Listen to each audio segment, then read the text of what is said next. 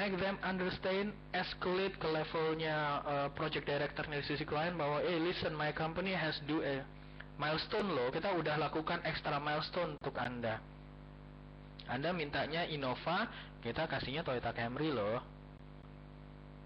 That's in the real world biasanya yang mau nggak mau harus kita lakukan.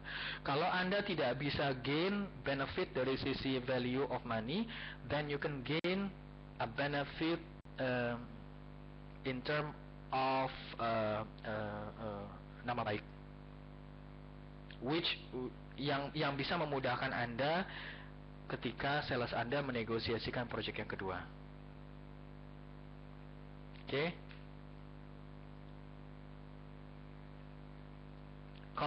Kontrak closure. Oke, kontrak closure yang mesti diingat ialah gini. Semua project itu harus ada endingnya.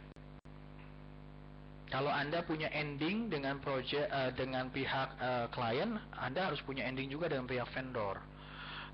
Karena balik lagi pada esensi awalnya yang disebut dengan project itu, kalau zaman saya dulu ambil sertifikasi tahun 2006, jadi kenalnya dulu dari klien namanya BMW. BMW itu ialah biaya, mutu, dan waktu. Oke. Sekarang berdasarkan PMBOK Ford Guidance ditambahkan lagi dengan yang disebut dengan integration. Jadi ada 4 pilar utama.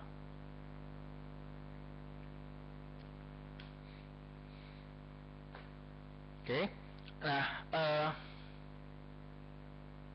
esensi awalnya project itu pasti punya duration. Tidak ada project yang sifatnya eternal. Itu yang membedakan project dan operation. Karena project itu pasti punya ending. Project itu pasti harus didetermin selesai 7 tahun, 3 tahun, 1 tahun, 2 bulan. Dia harus punya limit. Itu artinya makanya project harus ada close. Begitu juga biaya dan mutu. Dia harus lebih definite. Biaya juga harus ada budget. Itu yang membedakan antara project dengan operation.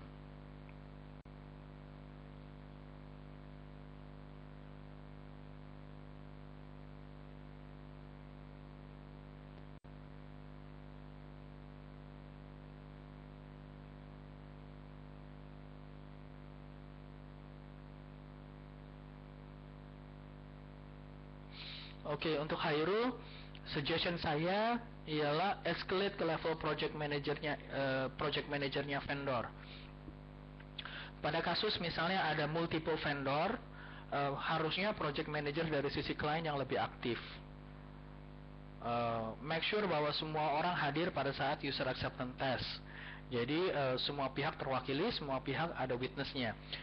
Suggestion saya ialah escalate ke level project manajernya pihak vendor. Kalau misalnya Anda escalate secara inofficial, masih belum jalan, salah satu kewajiban project manager, Anda harus submit progress report. Oke, progress report itu harus berisi bukan hanya cerita, tapi dia harusnya berisi yang disebut dengan umumnya saya sebut ada issues, challenge, obstacle.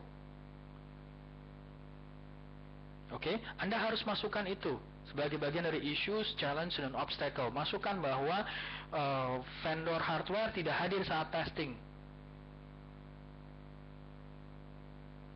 Make sure they are aware that your problem. Itu makanya di dalam project management semua disuggest bahwa Anda menggunakan komunikasi tertulis karena itu akan tercatat. Kalau misalnya di level project manajernya klien nggak jalan, escalate. Anda bisa minta bantuan atasan Anda untuk escalate ke level director if necessary. Director sisinya si user ya. All communication in project management has to be in written. Dari mulai progress report, correspondence itu harus tercatat. Itu makanya bisa dibandingkan antara progress progres terakhir, progres sekarang, dan apa yang akan diplan. Termasuk kalau ada kendala seperti kasusnya seperti ini, Anda lagi jalankan user acceptance test tapi harus tertunda karena vendor yang lain tidak hadir misalnya. Oke?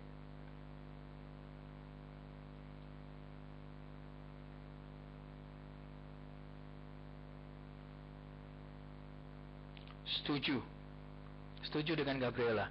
Ada bukti. So again, kalau ada keterlambatan, Anda bisa bilang, well, saya sudah taruh engineer 2 orang loh pada hari testing itu, tapi nggak ada orang hardware, gimana saya mau ngetes?